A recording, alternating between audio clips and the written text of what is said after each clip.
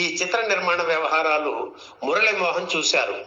ఆయన ప్రవర్తన, క్రమశిక్షణ దాసరికి నచ్చి జయసుధ భర్త వేషం ఆయనతో చేయించారు దాసరి. తిరుపతి చిత్రంలోని పతాక సన్నివేశాలను చెన్నైలోని నందనం ఫ్లాట్స్ దగ్గర చిత్రీకరించారు.